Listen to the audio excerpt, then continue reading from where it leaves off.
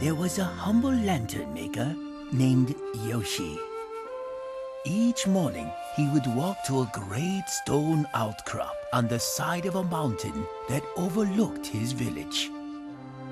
Once there, he would remove some tools from his wheelbarrow and then carefully chip a block from the stone.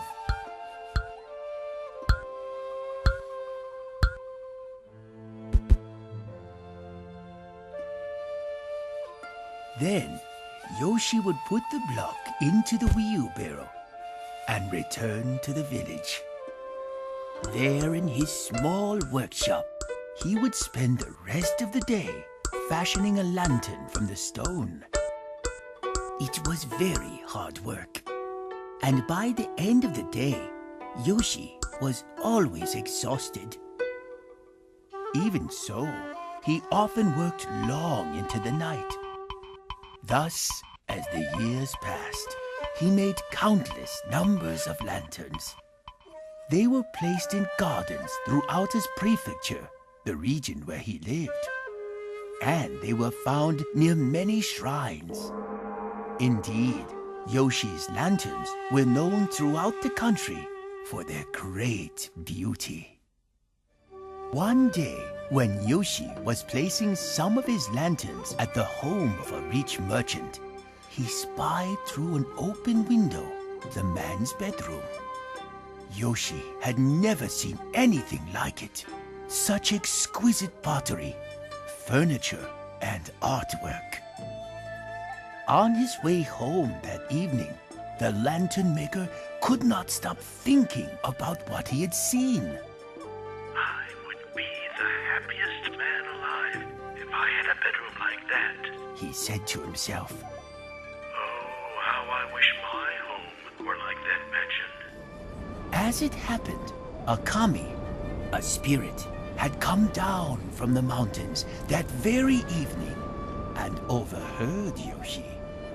Kami have magical powers, including the ability to grant wishes. And so, when Yoshi returned home, he found not his simple hut, but instead a large mansion, just like the merchant's. And the bedroom was precisely what Yoshi had seen earlier in the day. He was overjoyed. Summer came early that year. One morning, the sun turned fiercely hot. Yoshi decided to stay home until sunset when it would be cooler. He was about to turn from his window when suddenly he noticed a prince in the street below. The nobleman, fanned by an attendant and shaded by an enormous golden umbrella, sat in a magnificent carriage. Aye, if I were a prince like that, Yoshi said to himself, I would be the happiest man alive, for I would have a fine carriage to take me from place to place, and a giant umbrella to shade me from the sun's heat. Oh, how I wish I were nobility.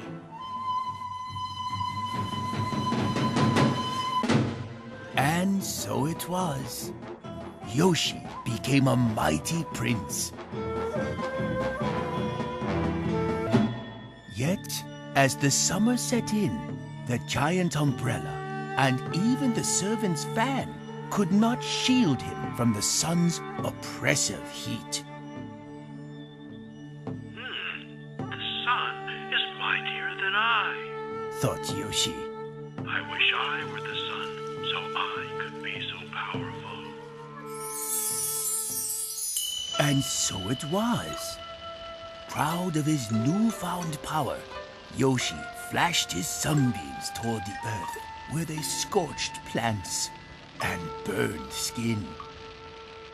Then, one day, a mighty storm blew in from the ocean.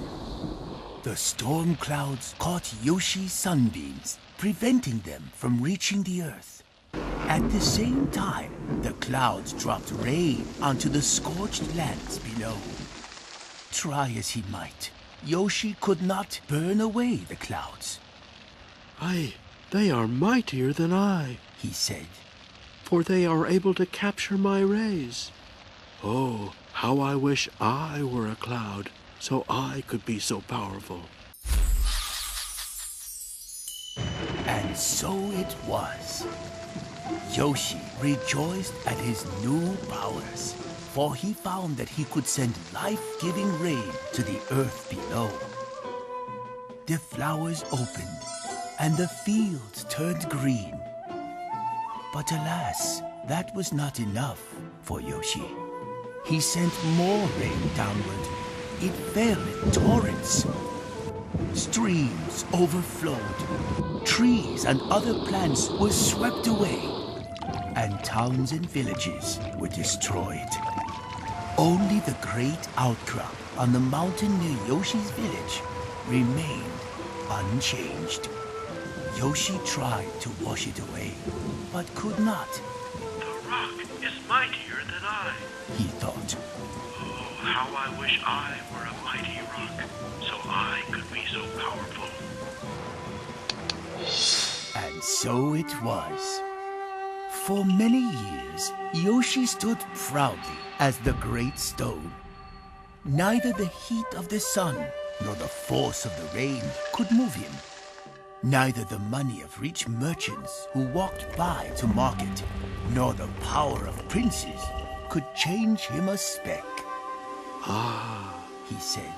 this is best of all. Then, one day, a strange metallic tink, tink, tink echoed through the mountains and forests. The great rock Yoshi trembled, and a large block fell from his side. Surely, Thought Yoshi. this human is mightier than I, for he can break stone with the simplest of tools. Oh, how I wish I were a human. And so it was. Once again, Yoshi was a humble lantern maker. And once again, he labored late into the night and walked each morning to the great stone outcrop on the side of the mountain that overlooked his village. But now, Yoshi no longer wished to be something else or somebody else. Yoshi, the lantern maker, was content to be himself. And so it was.